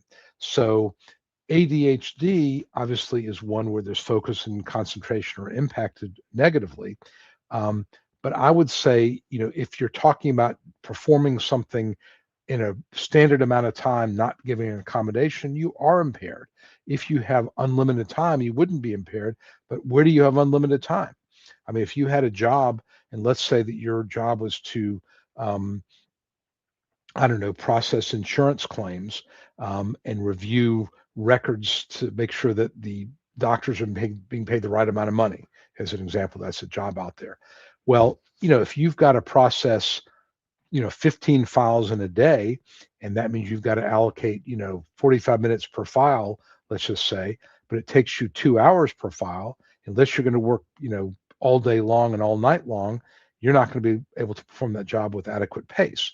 That is a vocational problem. So I would say you would check impaired when you're talking about doing this at a regular agreed upon standard pace. So I think that you are impaired in that regard. Christina says, please share with friends. Yes, very much. Rick, thank you, Rick, for the super sticker, $5. I thank you, and my son Jake thanks you because he gets lunch out of it. When I get these tips in the live stream, I take him to lunch because he does my video editing. And he likes free lunches and he likes to eat. So it's all good for everybody. Laurie Schroeder, they withheld 25%. They automatically get it. Okay. It's actually $9,200, not $9,700. So what Laurie's talking about is case went to federal court. The lawyer filed for 406B fees. If he files for 406B fees, he's got to refund to you the fees that Social Security paid him under the fee agreement. And the 406B fees will be 25% without a cap on them. So it'll cost you more. He's earned more money. Okay, but he also went to federal court, but he can't double dip. He doesn't get the standard fee and the 406B fee. So he will have to refund to you the $9,200 or $9,150, whatever it is, after the user fee that he got in order to get the 406B fee. In fact, when you apply for 406B fees, you've got to acknowledge that you've refunded those other fees. So ask him about that. But yes, you'll get your money. You get some of that money back. Because you don't get both. You didn't get, that would be more than 25%, right? So he gets the 25%, but not the fee agreement amount. He's got to refund that when he gets the 406B. Okay. Thank you, Rick. Yes, thank you very much, Rick. I appreciate it. And I hope, Laura, that answered your question. 406B fees apply when you go to district court. Somebody else says to Dolphin, congratulations very much. Molly Colley. Why are you on YouTube talking about your SSS looking like a fool? Okay. Not sure what that means, but all right. John, the reason they're talking about Social Security, Molly Colley, is that's what this live stream is all about. John Wilson had a hearing on the 13th of this month. The judge said at the beginning, I will know something within the next 2 months. Does it take 2 months to get a yay or a nay? It's going to take between, I tell my clients 4 to 6 weeks generally. It's been slow. So don't be surprised if it does take a couple months. That's just the way it is right now. I'm in Texas, been 4 months you appealed and request a hearing. Usually you get a hearing, and this is one thing they've been pretty good about is getting hearings scheduled. So you should get a notice of hearing in the next month or two. Usually you get a hearing within about 6 or 7 months after you request one. Alicia, okay, one of my clients got an overpayment notice. When I called them, you think they will allow a payment plan? Yes, they will. And there's a form. And if you email me, I will send you the form to request either a waiver or a payment plan. Okay. And I'm sorry that you got the overpayment. I guess I don't know what happened there. Well, we can talk about that. But thanks for tuning in. But yes, drop me an email and we'll walk you through what to do. Rolando, I was denied my first application, went up to a federal court. And the second application, I have fibro, depression, anxiety, spine stenosis, 52 years old. Yeah, I mean, I think that, being 52 will help a little bit because now you have the grid rules. I will tell you, Rolando, fibro cases for men, really, really hard to win. I think the spine stenosis might be your better argument as well as the depression, and you want to quantify it as much as you can about what you can and cannot do. And I would look at the unfavorable decision from your last case and why did the judge deny it, and see if you can address those gaps and fix it. And it's hard. It's hard because it'll go back to the same judge. But you have your age category has likely changed, and if the judge limited you to sedentary work, by the way, there's an argument that says that at a new hearing he can't now change it to light work. So take a look at that as well. What did the previous decision say? And if you have an attorney, make sure your attorney has a copy of the prior decision. Yes, I did answer you. My pleasure. What do you think will happen in federal court? My second application denied recon. What can you tell me? Again, federal court, it's hard to, it sounds like you're in federal court and you started a new application. So the federal court is going to determine whether or not the case needs to be remanded back to the judge for another hearing, in which case your new application and your old one will be combined together and the judge will take a new look at it. Again, your age, if you were not 50 when you first application, being over 50, now the grid rules can come into play. And look, I've had fibro decisions where the district court says you have got to consider subjective complaints. So if the judge denied the case because it's all subjective, you got an argument. So, again, it's district court will give specific instructions to the judge when they remand it, and that will also dictate what happens at the hearing as well. But yeah, it gets complicated. But if it does get remanded or sent back to court, the appeals, the administrative law judge, there'll be instructions on it, and it also is telling the judge you screwed up, and that will help your cause as well. Don Hager, how much is a person working? How much can you make a year for your part-time job? All right, double answer to this question. I think I did have a blog post on it. First part of it is you have something called a trial work period, where you can work up to 9 months in any 5-year period of time. And let me give you the number here. With the trial work period in 2026, you can have, let's see what it is here. It is $1,210. So you have 9 months, you can earn $1,210 or more, and you can earn $10,000 a month. Doesn't change anything. After that, after you use up your trial work period months, again, it rolls over every 5 years. After you use that up, let's say you've used that up, then as long as you stay below SGA or $1,690 in 2026, you're fine. And that's about $20,000 a year. So if you use up your trial work period, don't worry about it. You can earn whatever you want to earn. If you're use up one of those months for every $1,210 you earn gross. Let's say you use those up. Now you need to stay under SGA or $1,690. Be aware if you're paid bi-weekly, 3 pay periods, I think 2 or 3 months out of the year. Got to be careful about that because they look at it month by month. But gross income is going to be about $20,000 if that gives you kind of a ballpark. So you can work, but you need to look at the trial work period. I'm going to send you, I'll put a link in here from a page of my website about trial work period and SGA. So you have access to the tables, and hopefully that will help a little bit. But I did a blog, I think I did a blog post about this. I'm not going to look for it right now, but look at ssdanswers.com, my blog. I think I did a blog post about this. Okay, if the attorney gets the full amount, can they make more than that or try to? You could theoretically file a fee petition. Already talked about how difficult that is. You have to prove that you're deserving of more. But if you did a fee agreement, unless you file a fee petition and you've got to convince a lot of people that you're deserving of more, no. Generally speaking, my feeling is if you sign up with an attorney under a fee agreement and they say 25% capped at $9,200, live with that. And if I've never asked for more, but if I ever did, I would call my client and say, look, this case went to 4 hearings. There was a lot of extra stuff. Do you mind if I, apply for extra fees? And, you got to go with what they say. So that's it. All right. Hits for life. 45 years old, seeing the 4th ALJ in 7 years. Diagnosed with fibro, chronic bilateral L4-5 radiculopathy, depression, anxiety, gastritis, migraine, sleep apnea, mild neurocognitive disorder.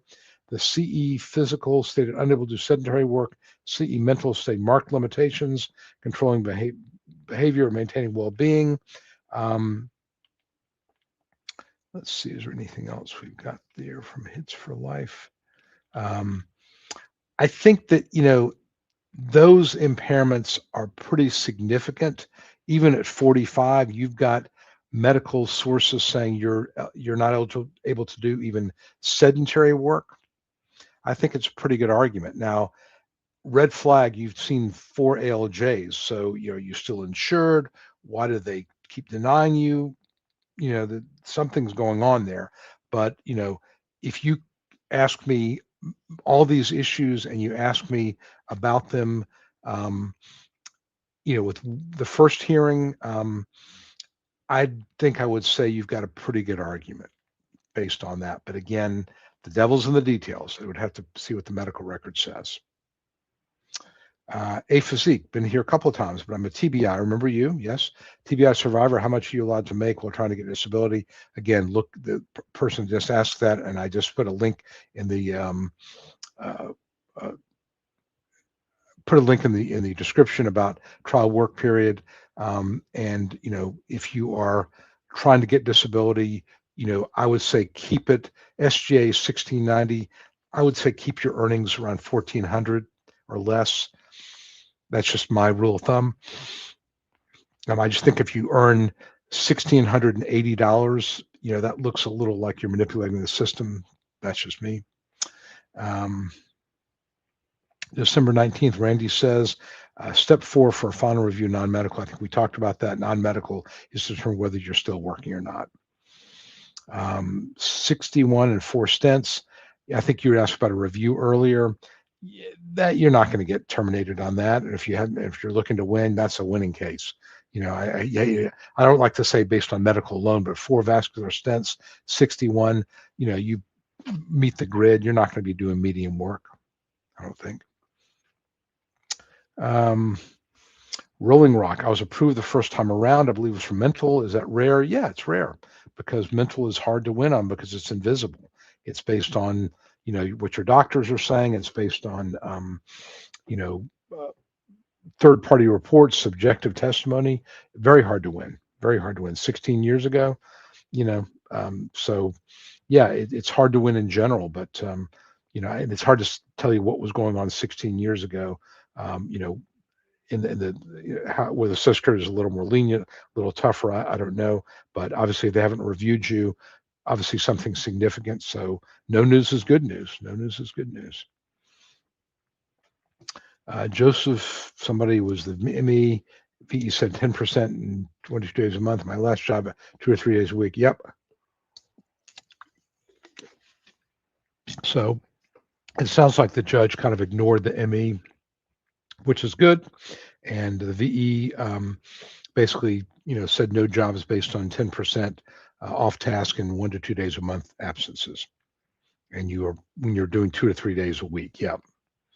Which, by the way, I think it's good evidence if you can get it from a employer, your employment file that would show how many times you were absent, because you can testify about it. But if you've got it in black and white, yeah, that's very helpful. So I would tell you, you get your employment file and it shows how many absences, excuse me, you had. Thank you so much. You're welcome, Amazing Grace. You're very, very welcome. Maurice says, I have a telephone hearing in 2 weeks. Do you have any advice?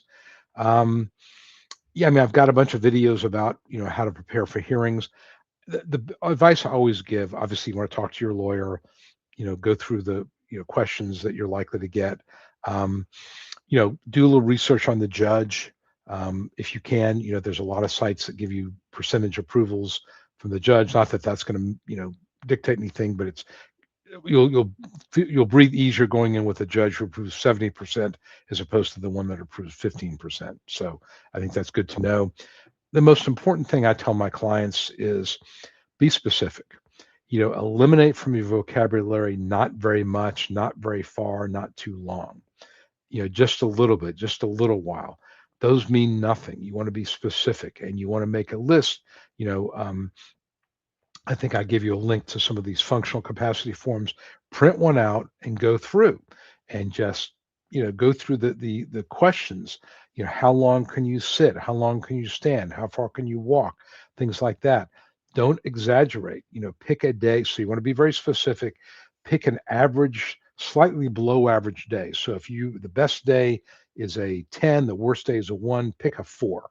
It's not right in the middle. It's a little bit worse than the middle, but that's your average day. But come up with specifics. And again, talk to your attorney. Do these numbers, do these answers make sense given my limitations? I've had a number of clients, men in particular, I'll say, and they've got 4 herniated discs and they've got, they had shoulder surgery. How much can you lift?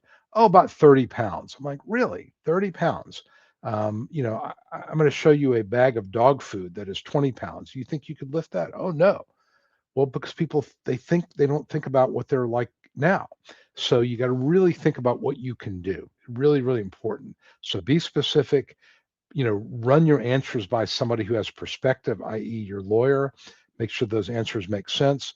Make sure that you cover all the parts of your body that are damaged, and think about it in terms of how it affects you, how it affects you at a job, because that's the definition of disability. It's vocational. Do you have a medical problem that prevents you from being a reliable employee?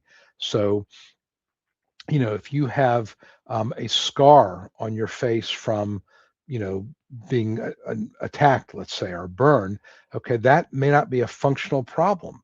It may prevent you from being a model, photography model, but it's not going to prevent you from doing, a laundry marker job. So you got to think about all your impairments in terms of how they affect you vocationally.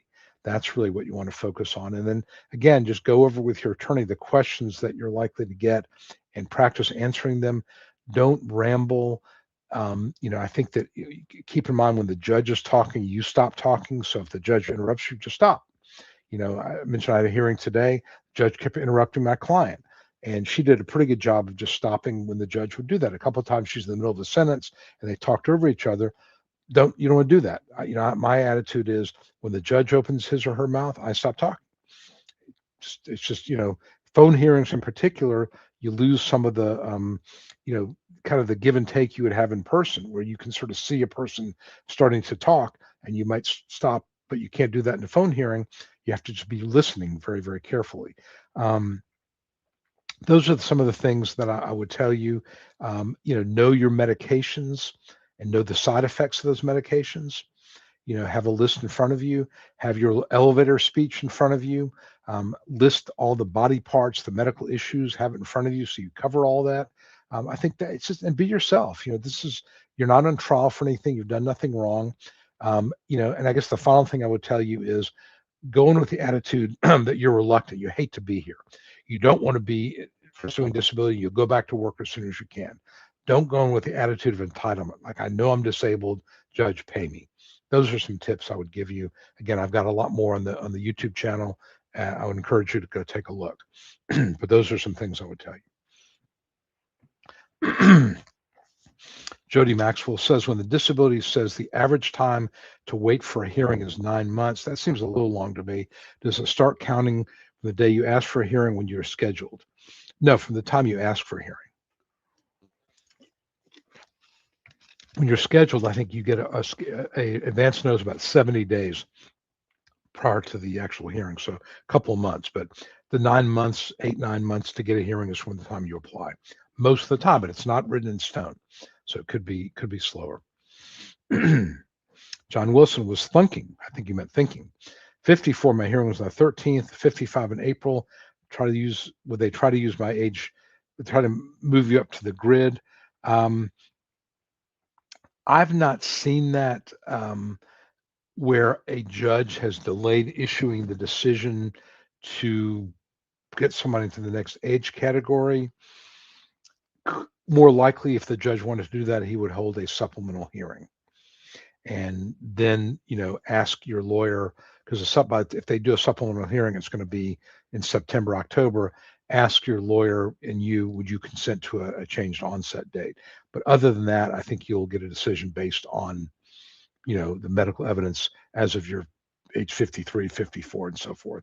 But to answer your question, I've never heard of a judge holding case, open to get you to the next age category. Like I said, if they want to do that, they'll schedule a supplemental hearing. Is it legal for them to do that? I don't know. I've just never seen it. Lucid A. DeLuca, 24, PTSD and schizophrenia, disabled veteran. What are my chances? Honestly, I got to tell you, it's going to be a real uphill battle. 24 is really, really young.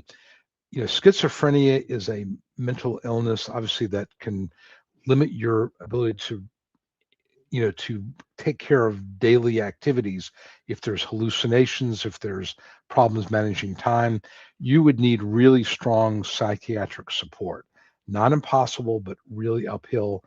It's hard to win mental health cases in any situation, but at 24, they just don't want to pay people for the next 35 years. That's the problem. So, I would say really, really strong medical support would be a necessity at 24, to be absolutely straight with you. Meow meow. So I cried the entire hour of the hearing. Wish I'd watched your emotions video beforehand. Tried to stop it. I couldn't. Yeah, and I think judges realize that. I know for me, when I'm trying a case and I have to talk to somebody about depression or about things that are painful, I'll make that at the end so I can have them talk about their back and their neck. And then when I know it's going to possibly make them become emotional, I'll save that to the end. Honestly, the medical record is 85% of whether you win or lose. Your testimony, 10%. If you can't get through it, that's of course evidence of your problem regulating emotions, but 10%, your attorney's brilliance, 5%. It's mostly medical evidence. So I think you said that you'd won anyway, but the fact that you were upset and emotional and crying, I don't think that doesn't lose a case. I think, if a judge felt like, you were faking it maybe, but I mean, I think if the judge felt the medical record was not sufficient and he wanted to hear from you or she wanted to hear from you, they would give you time to compose yourself, and then they'd say, we need to schedule a supplemental hearing.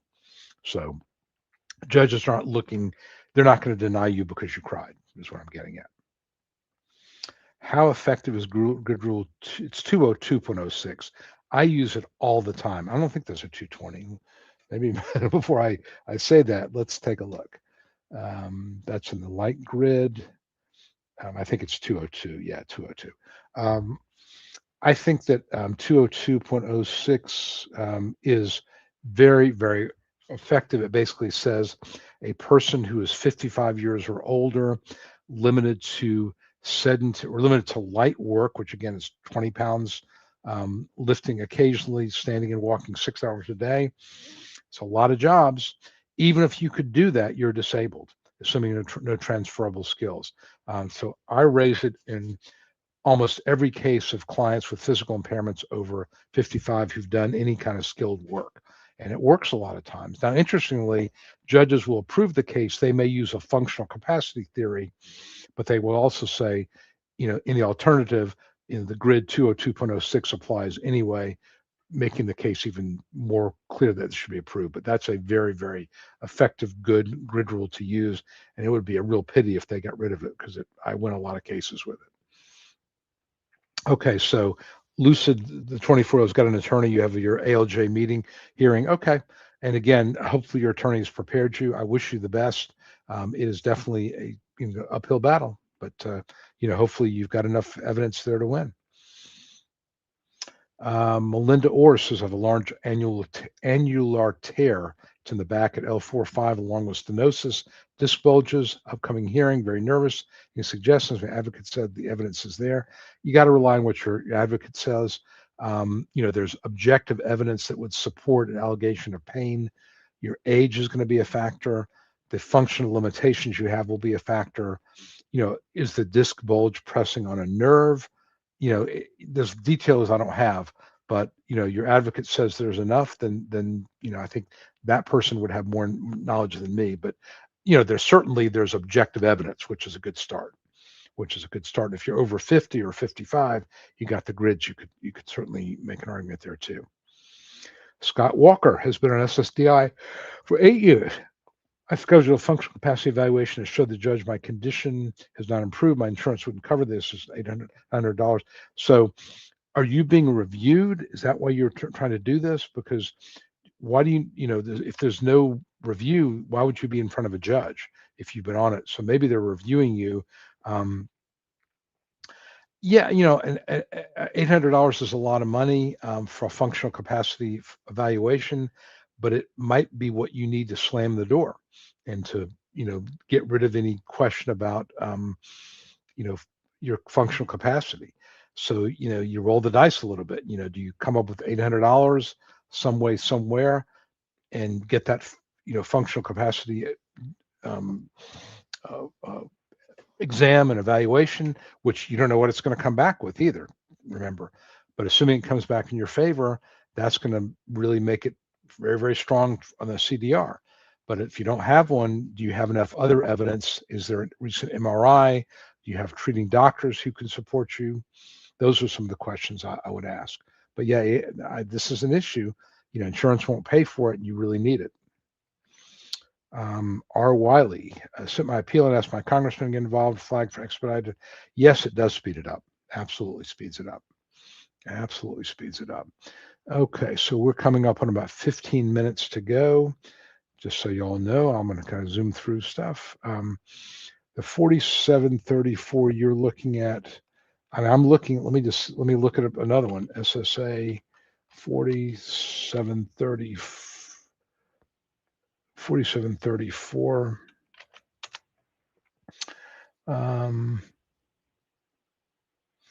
Okay, I see what it is. There's a new one that they use it for mental health. Mental functional capacity. Okay, I see what you're talking about. It's mental. Yeah.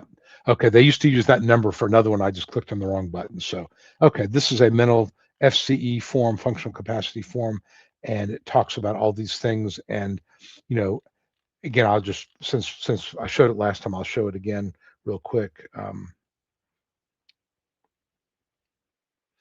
I do stand corrected on that. So here is the mental functional capacity assessment. This is the form that they use, Social Security uses.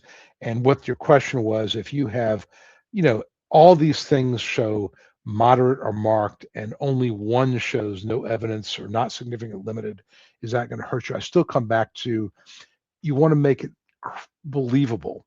And, to say that there are limitations on everything starts to be a little bit of an issue.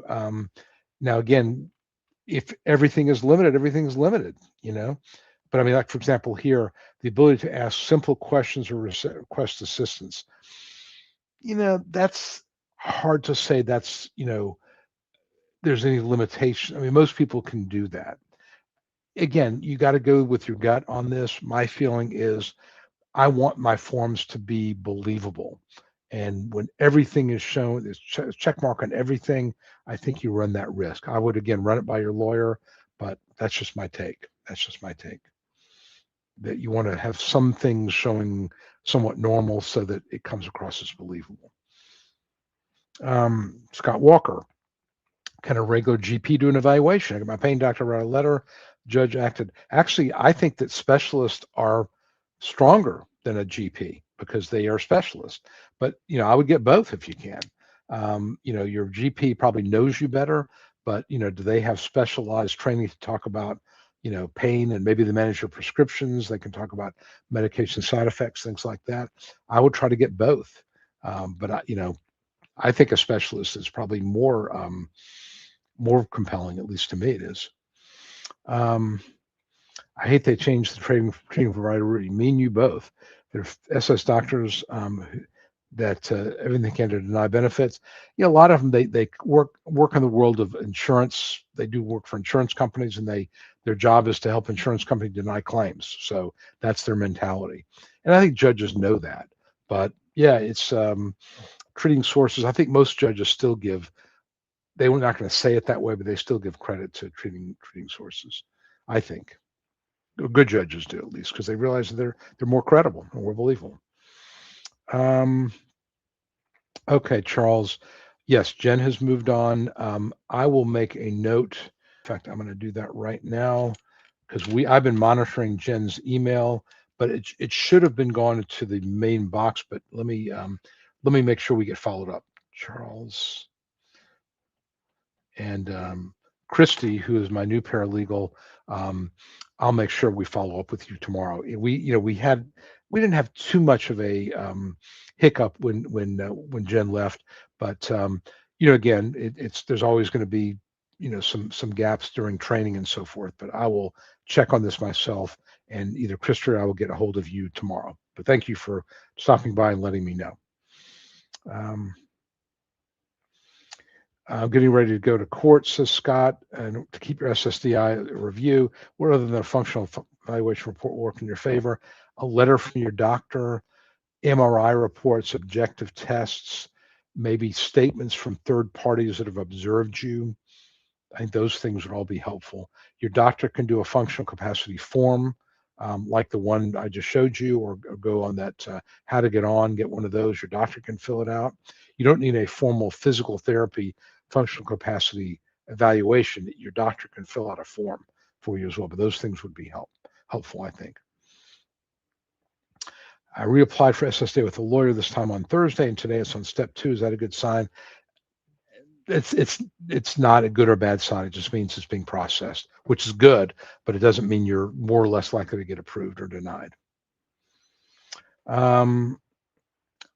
Do I know after passing a 3-year CDR when the next diary review is scheduled, the less than the 3-year cycle to 6 to 18, keep it the same or extend for 7 years for chronic fatigue syndrome? I'm guessing what you're asking. The only thing I can tell they don't tell us a lot of this stuff because it's internal.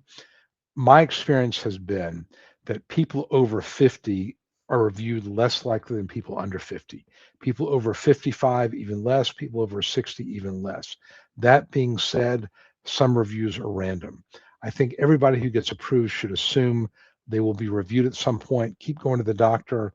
Keep getting, being compliant with treatment. But I cannot give you an answer because there is no documentation that I'm aware of that explains their policy in terms of doing reviews. Maybe a Freedom of Information Act would get that, but I think they consider that internal directives. They don't want people to know, quite frankly.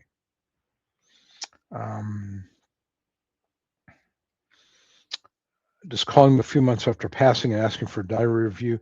You could ask. I don't think it will. Will it cause them, if you call them up and say, what did cause you to be reviewed more? I don't think so. I think it's based on a computer algorithm. So you can certainly ask. They may not tell you, but you can certainly ask.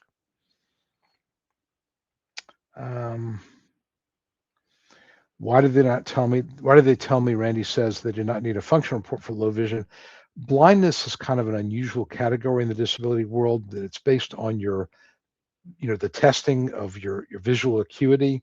And so how much you can lift and carry and all that, it's really, do you meet a listing or not, is what it's going to come down to. So if all you're basing your claim on is your vision, then your physical issues are not going to be really considered very much. And they ask you for whatever forms they want to ask you for. Now, if you want to fill one out and submit it, go ahead, go for it, do it. It's not going to hurt you.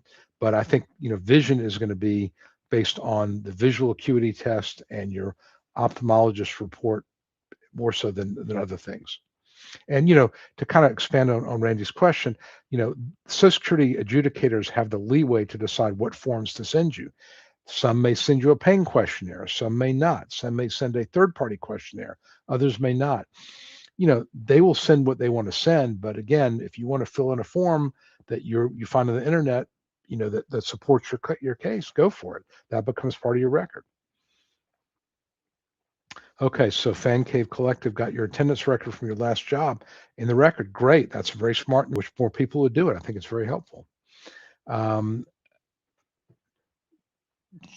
Jet Ames 3 Blessed. I'm not sure.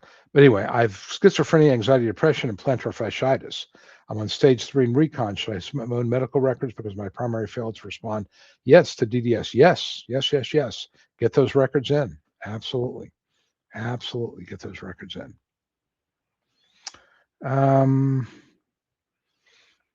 Jane Cap, I have an overpayment debt back to February of 22 for some months in 2018, 2019. Now they're saying it's my fault. I shouldn't have gotten SSDI in February 22 and beyond. This is one of these situations where you're an overpayment. You need to ask for a waiver or a payment plan. There's a form to do that. Let me see if I can find it for you real quick. Request for a waiver. Overpayment. I think it's form 632, SSA 632. So go online, type in SSA, Social Security Administration 632, fill out that form and see if you can work something out with them. Assuming you in fact were, and why were you overpaid? I mean, again, we don't have time to go into that now because we're getting close to the end here, but are you sure you were overpaid? Why were you overpaid? Were you working? What's the reason? So you got to ask some questions here. They want to cut you off and trigger another massive overpayment. And here's Scott's fighting to keep it. Okay. Again, overpayments are tough because it's hard to get a lawyer, because how do you pay a lawyer? There's no past due benefits. It's really, really difficult. All right, got time for a couple more questions. P. Brown is having a master's degree, being manager, not make it harder to. I mean, in theory, you have more transferable skills. That's what that's going to do, and more capability, more education. But again, if you've got significant pain, other, bathroom issues, let's say, that's going to erode the transferable skills, because you could be a triple graduate from Harvard, but if you've got irritable bowel syndrome and you go to the bathroom every 30 minutes, doesn't matter. If you've got migraine headaches that you can't focus, they happen 3 times a week for 2 days, it doesn't matter what your education is. If you have pain where you're taking gabapentin and oxycodone and you're flat on your back because of the side effects, doesn't matter how smart you are, what kind of work you've done. So I think those are some of the things that you want to focus on. Okay. Okay, I'm not going to have time for other people here. Okay, ask this. How for the forms like the list of jobs, they update them sometimes. Some of the forms are updated every 3 or 4 years, sometimes every 5 or 6 years. You can look on the bottom of the form or the top, it'll say revision date when it came out. But it just depends on when they feel like they need more information. I think I'm convinced there's some little gnome sitting in the Social Security office in Washington, D.C., who has no other function to collect his paycheck other than to make the forms longer and more complicated. But that's just me. All right. Spoke to Angela. Angela's direct email is angela@ssdanswers.com. So that's how you get a hold of her. And, I will let her know that somebody's been trying to reach her, and she will get back to you. And if you can't get a hold of Angela, reach out to Madeline. And that's Madeline is Madelin. There's no E, just Madelin at ssdanswers.com. And one of the two of them will get back to you. Okay. All right, I'll make this the last one. Who decides the grid rules, the judge or the lawyer? The grid rules are what they are. I mean, nobody decides them. Either you fit within them or not. Now, the judge would have to decide whether you have transferable skills to meet a grid rule. But as far as whether they fit, if you're over 50 and you have physical impairments, you can argue that the grid rules apply. And again, transferable. If you have no past relevant work, and you're also your functional capacity limited to sedentary or light work. So a judge has to decide your RFC, your residual functional capacity. Judge has to decide, transferable skills. But that's what the judge does. But you can make arguments to show and give the judge no choice if you show, that you are clearly limited by, medical evidence to a sedentary or light RFC. You can't lift more than 10 pounds. That's going to limit you right there. Again, a judge could ignore it, but it's going to be, I think, appealable. And if you, past relevant work, if no past relevant work at SGA level over 5 years, more than 5 years ago, then you have no past relevant work. That's not a judgment call. That's fact. So you can make it very hard for them to deny you under the grids, is what I'm saying. So, okay, I know I got a couple more questions. I'm sorry, but we're already at 2 hours. I'll be back next week, and again, I think Spencer Bishens will be with me next week. Spencer was really entertaining last time he was on. Very high energy, has very strong opinions, and will answer your questions along with me, and we'll have some fun. It's really a lot of fun with him there. So anyway, thank you all for coming. If you're in the path of this big storm, this big ice storm, stay warm. Charge up all your devices. Get some battery packs so you can charge your phone.